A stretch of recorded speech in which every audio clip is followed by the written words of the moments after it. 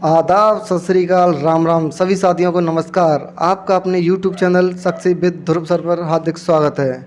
सपने उनके पूरे नहीं होते जिनके बाप बड़े होते हैं, सपने उनके पूरे होते हैं जो जिद पर अड़े होते हैं। चलिए अपनी जिद बनाइए और तैयारी कीजिए जिससे हमें जल्दी से सफलता मिल सके। हम आज स्टैटिक जीके का पार्ट 1 लेके आए हैं, तो हम पहला क्वेश्चन शुरू करने जा रहे हैं। Static GK part 1। सबसे पहला क्वेश्चन है हमारा, रामप्पा मंदिर का निर्माण किसके द्वारा कराया गया? हमारे ऑप्शन है कुमारगुप्त, कनिष्क, अशोक और रुद्रदेव। रामप्पा मंदिर का निर्माण हम बात करेंगे किस पर? रामप्पा मंदिर पर। किस पर बात करेंगे? रामप्पा मंदिर पर। रामप्पा मंदिर, जो रामप्पा मंदिर है ये हमारा कहाँ पड़ता है? तेलंगाना में। कहाँ पड़ता है ये? तेलंगाना में रामप्पा मंदिर। ये हमारा रामप्पा मंदिर कहाँ पड़ता है? तेलंगाना। इसका निर्माण रुद्रदेव के द्वारा कराया गया। किसके द्वारा? रुद्रदेव। यही प्रश्न पूछा जा रहा है कि बताइए रामप्पा मंदिर का निर्माण किसके द्वारा कराया गया? तो इसका मंदिर का निर्माण रुद्रदेव के द्वारा कराया गया, जो कहाँ स्थित है? तेलंगाना में। कहाँ है ये मंदिर? तेलंगाना।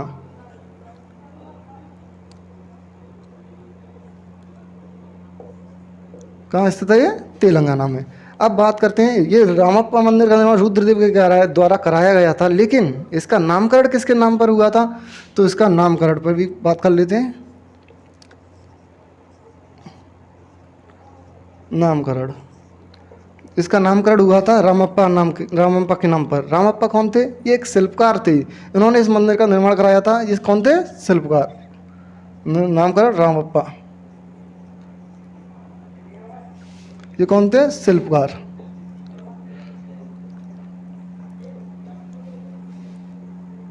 और इन्हीं के नाम पर इसका नामकरण कराया गया था। अभी हाल ही में इसे विश्व धरोहर की सूची में शामिल किया गया है, जून 2021 में। कब? जून 2021 में। जून 2021 में से विश्व धरोहर की सूची में शामिल किया गया। किसमें?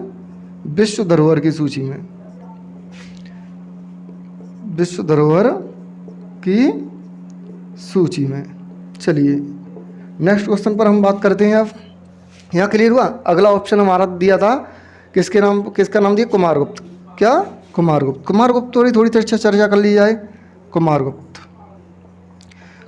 का शासनकाल रहा है। गुप्त काल के शासक हुए हैं। इनका शासनकाल था 414 से लेके ईस्वी से लेके 455 ईस्वी तक। कब तक? 414 ईस्वी से लेके 455 ईस्वी तक। कहाँ किसके शासक थे? ये गुप्त काल के। इनके पिता का नाम था चंद्रगुप्त द्वितीय। पिता का नाम क्या था? चंद्रगुप्त द्वितीय। ये चंद्रगुप्त सेकंड तथा इनकी माता का नाम था ध्रुव स्वामिनी। इनसे पैदा हुए थे कौन? कुमारगुप्त। क्या नाम था इनका? ध्रुव स्वामिनी। इनके पुत्र का नाम था स्कंदगुप्त। क्या नाम था? स्कंदगुप्त। उन्होंने गुप्त साम्राज्य को बहुत विस्तार दिया, बहुत ऊंचाइयों पर ले गए। कौन? स्कंदगुप्त। हाँ, इन्होंने निर्माण कराया था। इन्होंने किसका निर्माण कराया था? इन्होंने निर्माण कराया था नालंदा विश्वविद्यालय का। किसका निर्माण कराया था? नालंदा विश्वविद्यालय का। विश्वविद्यालय जो कहाँ पर स्थित है? हमारा बिहार में। कहाँ स्थित है ये? बिहार में। नालंदा विश्वविद्यालय कहाँ पर है? बिहार। अगला ऑप्शन है हमारा कनिष्क। हम थोड़े कनिष्क पर भी चर्चा कर ली जाए। कनिष्क, जो हमारे कनिष्क थे ये शकों के राजा हुआ करते थे। जिन्होंने इनका शासनकाल 78 ईस्वी के लगभग रहा है। किसके राजा थे? शकों के। शकों के शासक थे ये। जम्मू कश्मीर में उन्होंने शासन ज़्यादातर, इनका शासन, इनकी राजधानी क्या हुआ करती थी? जम्मू कश्मीर। कहाँ शासन किया है इन्होंने ज़्यादा? जम्मू कश्मीर में। जम्मू कश्मीर में शासन किया। और इन्होंने निर्माण किसका? इन्होंने भी एक चीज़ का निर्माण कराया था, शायद एक मंदिर का निर्माण कराया था। जैसा कि आप जानते हैं, इन्होंने किस मंदिर का निर्माण कराया था? जगस्वामी मंदिर। किसका? जगस्वामी मंदिर का निर्माण। जगस्वामी मंदिर का निर्माण किसने कराया था? कनिष्क ने। और कनिष्क के 2-4 और इंपॉर्टेंट क्वेश्चन है, वो भी कर लेते हैं। कनिष्क ने एक और इंपॉर्टेंट क्वेश्चन है कनिष्क का कि शक संवत की शुरुआत किसने की? शक संवत। शक संवत की शुरुआत कनिष्क के द्वारा की गई कब? 78 ईस्वी में। जो इसका प्रथम जो शक संवत होता है, इसका प्रथम महीना होता है चैत्र। कौन सा प्रथम महीना क्या होता है? चैत्र। जो हमारे हिंदी के जो महीने होते हैं, चैत्र, वैशाख, जेठ, आषाढ़, सावन, भादों, क्वार, कार्तिक, हगैन, पूस, माह, फागुन। तो इसका पहला महीना होता है चैत्र से शुरुआत होती है। जैसा कि आप जानते हो चैत्र पड़ता है लगभग अप्रैल के टाइम पर। जो हमारे अंग्रेजी में जो हमारा कैलेंडर है जनवरी फरवरी के हिसाब से, उसमें अप्रैल का महीना में चैत्र महीना होता है। और वहीं से वही इसका पहला महीना है किसका? शक संवत का। और यही कैलेंडर हम भारत सरकार अभी फिलहाल यूज कर रही है। कौन सा कैलेंडर प्रयोग कर रही है भारत सरकार? शक संवत। ठीक, क्लियर। अगला ऑप्शन है हमारा, अगला ऑप्शन क्या दिया है हमारा? अशोक। कौन सा ऑप्शन दिया है? अशोक। यहाँ क्लियर हुआ। चलो थोड़ा अशोक पर चर्चा कर ली जाए। रामप्पा मंदिर का निर्माण किसने कराया था? रुद्रदेव ने। और इसे विश्व धरोहर सूची में कब शामिल किया गया है? अभी हाल ही में से शामिल किया गया विश्व धरोहर की सूची में। अगला क्वेश्चन है हमारा, भारत की सबसे लंबी नदी कौन सी है? ऑप्शन आपके पास गंगा, ब्रह्मपुत्र, दामोदर, कावेरी। क्या क्या ऑप्शन है? गंगा, ब्रह्मपुत्र, दामोदर, कावेरी। भारत की सबसे लंबी नदी जैसा कि आप जानते हैं गंगा है। भारत की सबसे लंबी नदी कौन सी है? सबसे लंबी नदी कौन सी है? गंगा है। ये स्क्रीन पर दिखाई दे रहा है? नहीं दिखाई दे रहा तो मैं थोड़ा नीचे लिख देता हूँ। भारत की सबसे लंबी नदी कौन सी है? गंगा। गंगा की लंबाई लगभग 2525 किलोमीटर है। भारत की सबसे लंबी नदी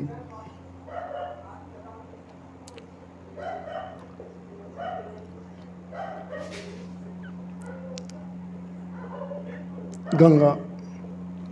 जो हमारी भारत की सबसे लंबी नदी है गंगा, इसकी लंबाई कितनी है? अगर पूछ लिया है लंबाई, क्या लंबाई? इसकी लंबाई है लगभग 2525 किलोमीटर।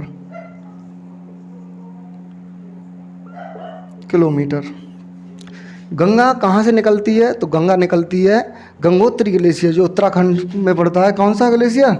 गंगोत्री ग्लेशियर से निकलती है। इसका उद्गम स्थल कहाँ है? गंगोत्री ग्लेशियर से।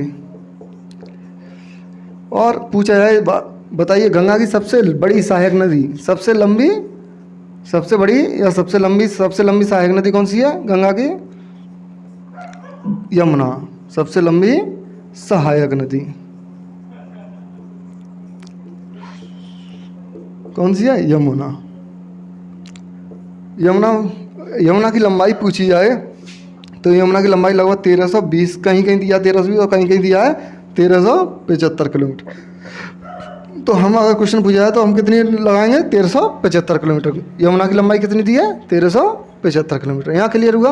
हाँ, अगला गंगा से और क्वेश्चन पूछा जाएगा कि गंगा यमुना के समांतर बहती है और इलाहाबाद में जाकर संगम पर, जो आज इलाहाबाद का नाम प्रयागराज हो गया है, प्रयागराज में जाकर यमुना से मिलती है, संगम होत करती है। इसके बाद वो जाती है बिहार से होते हुए ब्रह्मपुत्र नदी में मिलेगी। तो हम किसी दिन नदियों के अफवाह तंत्र को एक दिन अलग से वीडियो बना के समझा देंगे। ठीक है, आगे देख हम बात करते हैं अब किसकी? ब्रह्मपुत्र नदी की।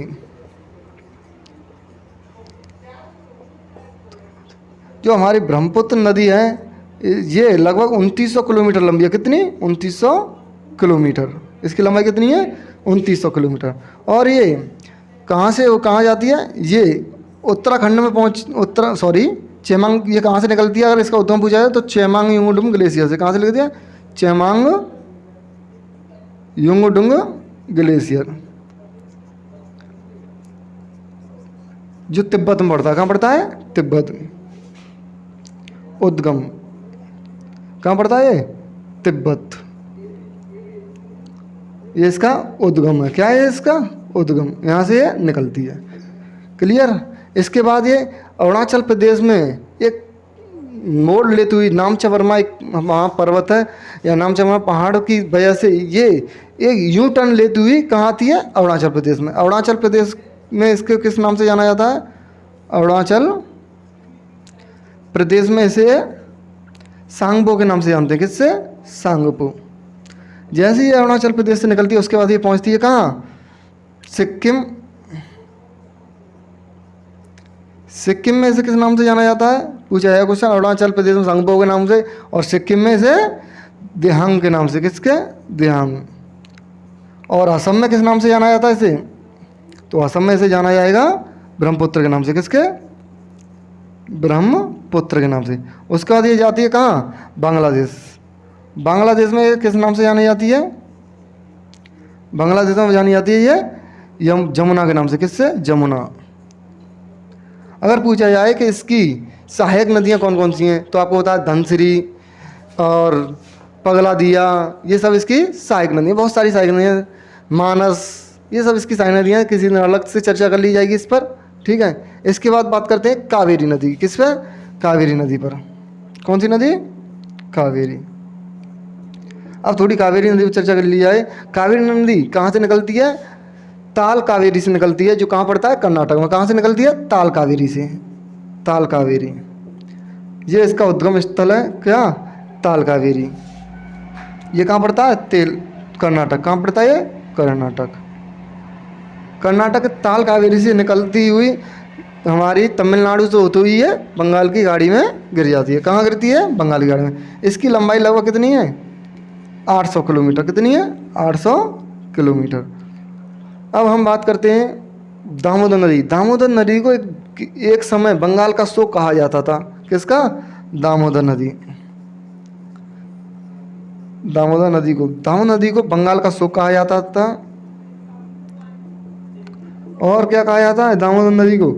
ये भारत की सबसे अपवित्र नदी थी 2003 तक। कब तक? 2003 तक। सन 2003 तक ये भारत की अपवित्र, सबसे प्रदूषित नदी थी। क्या थी? सबसे प्रदूषित नदी थी। सबसे ज़्यादा प्रदूषित नदी कौन सी थी? हमारी दामोदर नदी। ये किसी बंगाल का शोक कहा जाता है। ये 2003 तक भारत की सबसे प्रदूषित नदी रही है। क्लियर हुआ? अब थोड़ा मैं इसे मैप के द्वारा समझा दिया जाए आपको, तो देखिए इसे रफ करते हैं। स्क्रीनशॉट लेना हो तो ले लेना।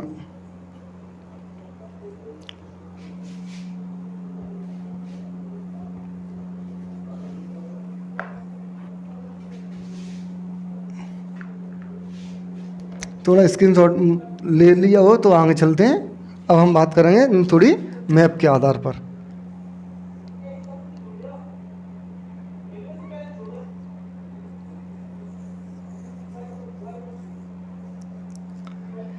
लगभग ऐसा ही है। मैं आर्टिस्ट तो नहीं हूँ, लेकिन फिर भी देख लेना अपने हिसाब से।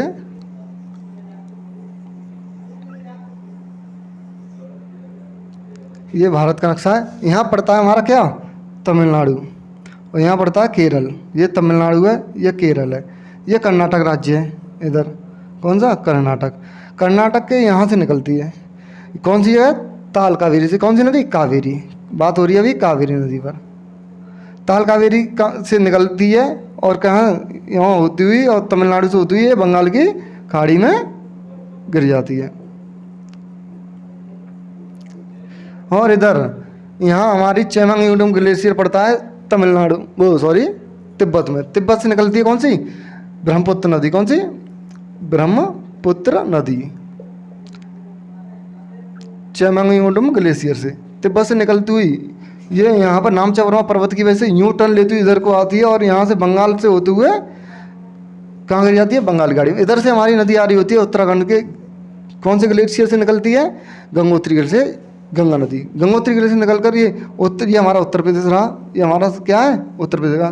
तो ये यहाँ से निकलती है उत्तर प्रदेश में होती हुई यहाँ पर, और इसी के समानांतर एक और नदी निकलती है, उसका नाम है यमुना। वो यमुनोत्री ग्लेशियर से निकलती है वो भी, और इसकी समांतर बहती है और यहाँ जाके प्रयागराज में मिल जाती है, संगम हो जाता है।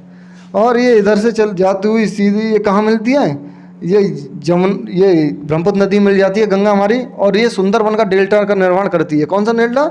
यहाँ पर सुंदरवन का डेल्टा बनाती है मुहाने पर। कौन सा डेल्टा? सुंदरवन का डेल्टा। अगर पूछा जाए सुंदरवन का डेल्टा कौन कौन सी नदियाँ बतानी है, तो गंगा और ब्रह्मपुत्र। कौन सी नदी? गंगा प्लस ब्रह्मपुत्र। ये भारत का नहीं, विश्व का भी सबसे बड़ा डेल्टा है। कौन सा? सुंदरवन है। सुंदरवन डेल्टा में क्या है? सुंदरी नाम के वृक्ष पाए जाते हैं, इसलिए इसका नाम क्या है? सुंदरवन। ठीक है, क्लियर हुआ? चलिए हम नेक्स्ट क्वेश्चन पर चलते हैं। इसके सॉल्व लेना हो तो ले लीजिए। ये हमारी गंगा है ऊपर वाली, और ये नीचे क्या है? यमुना। ठीक, इसके सॉल्व लेना चाहो तो ले लीजिए, फिर आगे चलना। अब हम बात करते हैं नेक्स्ट क्वेश्चन पर। नेक्स्ट क्वेश्चन हमारा क्या करा है? सूर्य के सबसे निकटतम ग्रह कौन सा है? ऑप्शन है आपके पास मंगल, शुक्र, पृथ्वी, बुध। सूर्य के सबसे निकटतम ग्रह। अब बात करते हैं सूर्य के सबसे निकटतम ग्रह की, तो ये हमारा सूर्य है। क्या है? सूर्य सबसे निकटतम ग्रह है। वैसे तो आपका डायरेक्ट आंसर सबको पता होगा, बुध आंसर है। इसका आंसर क्या है? बुध। ये हमारा सूर्य है। अब हम देखा जाए तो सूर्य के सबसे निकटतम ग्रह की बात कर रहा है, तो समय पहले आता है बुध। कौन सा बुध आता है? बुध, सॉरी। तो हम इस पर बता देते हैं सबको दो तरफ। पहले नंबर बुध आता है, उसके बाद मंगल, सॉरी शुक्र, उसके बाद पृथ्वी, और उसके बाद मंगल के बाद आता है बृहस्पति, और बृहस्पति के बाद आता है तुम्हारा शनि, और इसके बाद अरुण, और इसके बाद वरुण। ये आपके ग्रह हैं। इन चारों ग्रहों को, इससे ऊपर वाले ग्रहों को, इन्हें कहा जाता है आंतरिक ग्रह। क्या कहा जाता है? आंतरिक ग्रह या पार्श्व ग्रह। इन्हें बोला जाता है बाह्य ग्रह या गैसीय ग्रह। क्या बोला? बाह्य ग्रह या फिर गैसीय ग्रह। ये हमारे सब सूर्य से दूरी के क्रम में लगे हुए हैं। किससे? सूर्य से दूरी के क्रम में।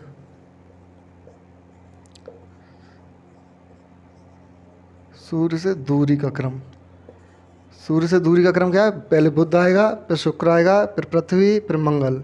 ये सब हमारे आंतरिक ग्रह या पार्श्व ग्रह कहलाते हैं। इसका बृहस्पति, शनि, अरुण और वरुण, ये हमारे बाह्य ग्रह या गैसीय ग्रह होते हैं।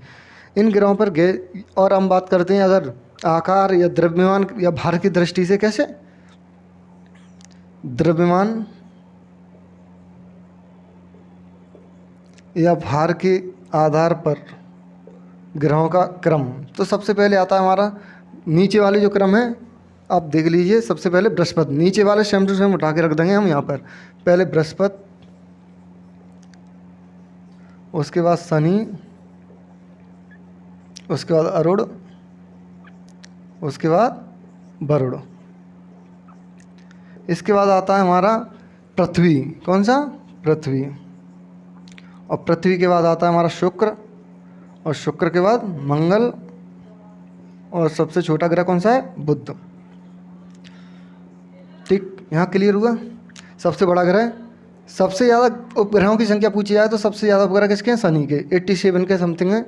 और उसके बाद हमारे बृहस्पति के हैं, उसके बाद अरुण के हैं, उसके बाद वरुण के हैं। अरुण के लगभग 27 हैं और वरुण के लगभग 14 हैं। पृथ्वी का उपग्रह पूछा जाए, उपग्रह, तो इसका उपग्रह है चंद्रमा। कौन सा उपग्रह इसका? चंद्रमा। इसके बाद शुक्र के पूछे जाए, कोई ग्रह नहीं है, उपग्रह नहीं है। मंगल के 2 उपग्रह हैं। कौन कौन से? डीमोस और फोबोस। डीमोस और फोबोस। सबसे छोटा उपग्रह किसका है? तो वो है हमारा डीमोस। ठीक है, जो किसका है? मंगल का। और सबसे बड़ा उपग्रह पूछा जाए तो वो शनि का उपग्रह है, उसका नाम है गैनीमीड। कौन, क्या नाम है? गैनीमीड। ठीक, क्लियर हुआ यहाँ तक?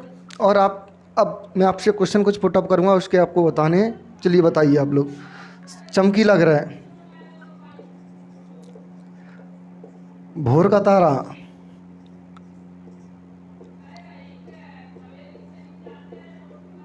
सांझ का तारा,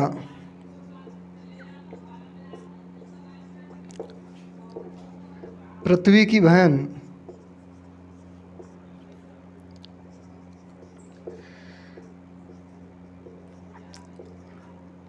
पृथ्वी की बहन हो गया। और क्वेश्चन किए जाए इसी से। ये सब, इन सब का आंसर क्या होगा हमारा? इस सब का आंसर है शुक्र। और चौरस का पठार, लक्ष्मी का पठार पूछा जाए, वो भी कहाँ पर है? हमारा शुक्र ग्रह पर। किसका? चौरस का पठार।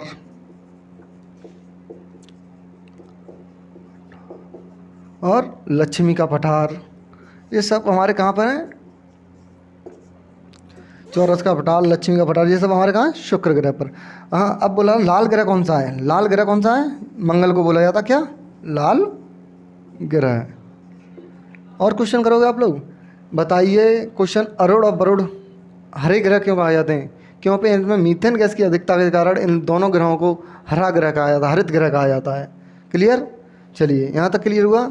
तो आप स्क्रीनशॉट लेना चाहो स्क्रीनशॉट लीजिए, ना रफ कर रहा हूँ मैं, ठीक है? चलिए रफ करते हैं। वैसे आगे चलो, आगे अगले प्रश्न पर चर्चा की जाएंगी। ऐसे ही बहुत सारे क्वेश्चन पूछे जाएंगे। अगर सौर मंडल से क्वेश्चन आएंगे तो यहाँ पर यहीं से पूछ लिए जाते हैं, नहीं तो मैं एक स्पेशल वीडियो बना दूंगा सौर मंडल के ऊपर, तो वहाँ से आपके सारे प्रश्न क्लियर हो जाएंगे। अगला, और आपको पता होगा कि बुध और शुक्र दो ऐसे ग्रह हैं जिसका कोई भी उपग्रह नहीं है, और गैनीमेड बृहस्पति का सबसे बड़ा उपग्रह है, जो ब्रह्मांड का सबसे बड़ा उपग्रह भी कहलाता है। और सबसे ज़्यादा द्रव्यमान पूछा जाए तो किसका है? बृहस्पति का सबसे, उसके बाद शनि का। चलिए अब नेक्स्ट क्वेश्चन पर चर्चा करें हम। नेक्स्ट क्वेश्चन क्या है? नेक्स्ट क्वेश्चन है आपका, केवलादेव राष्ट्रीय उद्यान कहाँ स्थित है? ऑप्शन है आपके पास लखनऊ, देहरादून, भरतपुर, आगरा। केवलादेव राष्ट्रीय उद्यान, किस पर चर्चा होगी हमारी? केवलादेव राष्ट्रीय उद्यान पर।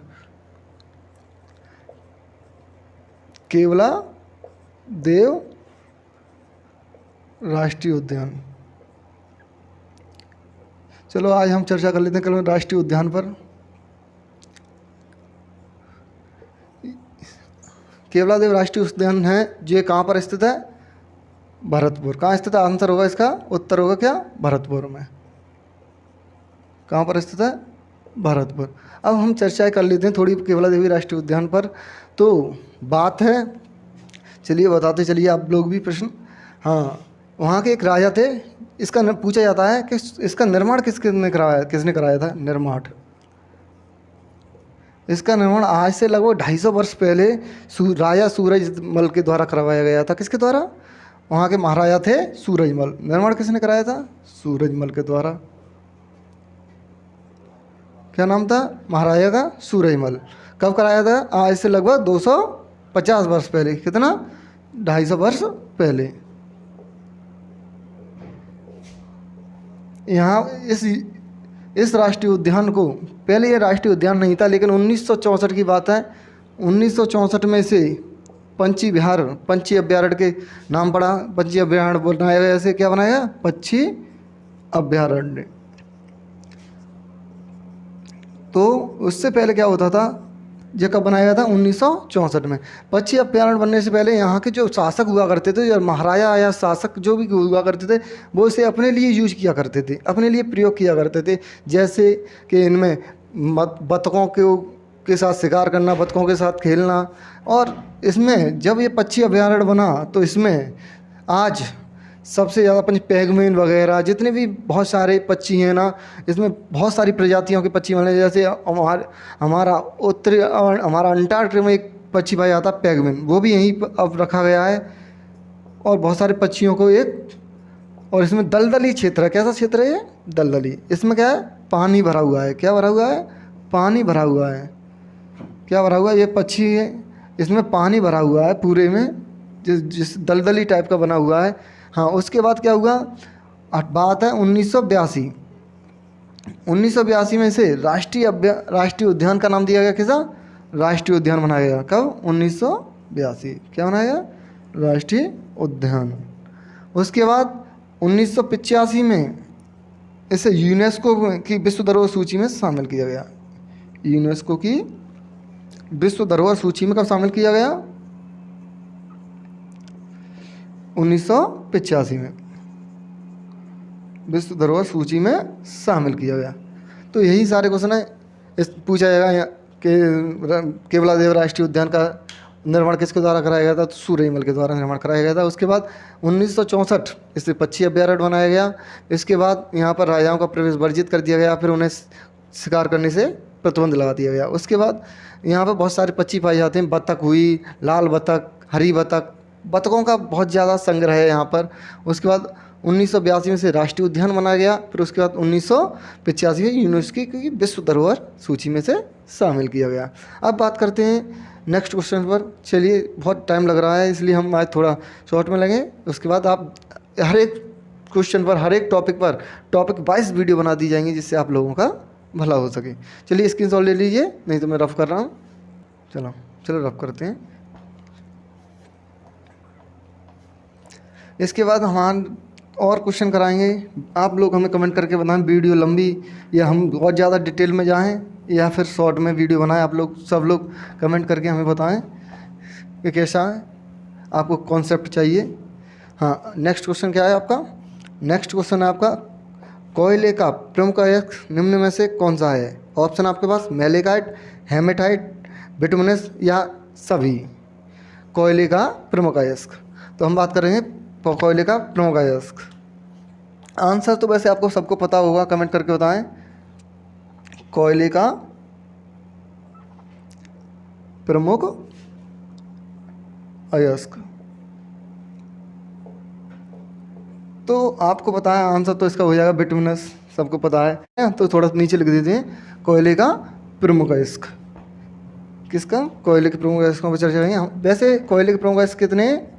हमारे भारत में सबसे ज़्यादा पाया जाने वाला कौन सा है? बिटुमिनस, जिसका यही आंसर है। कोयले के प्रमुख अयस्कों पर चर्चा करेंगे।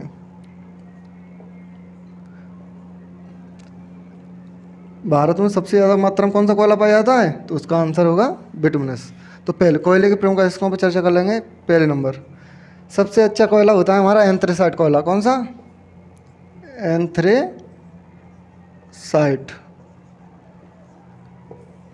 उसके बाद बिटुमिनस। कौन सा कोयला? बिटुमिनस। और इसके बाद आता है हमारा लिग्नाइट कोयला। कौन सा कोयला? लिग्नाइट। इसके बाद आता है हमारा पीट कोयला। कौन सा कोयला? पीट। ये चार प्रमुख अयस्क होते हैं कोयले के। एंथ्रेसाइट, इसमें लगभग 98% तक, 90 से लेके 95% या 98% कहीं कहीं लिखा हुआ है, तो 95% तक कोयला पाया जाता है। इसका बिटुमिनस, इसमें पाया जाता है 80% तक ऊपर, 80 से 90% तक क्या पाया जाता है? कोयला। हाँ, अब बात करते हैं बिटुमिनस। भारत में सबसे अधिक मात्रा में पाया जाने वाला कोयला कौन सा है? तो उसका आंसर है बिटुमिनस। भारत में सर्वाधिक मात्रा में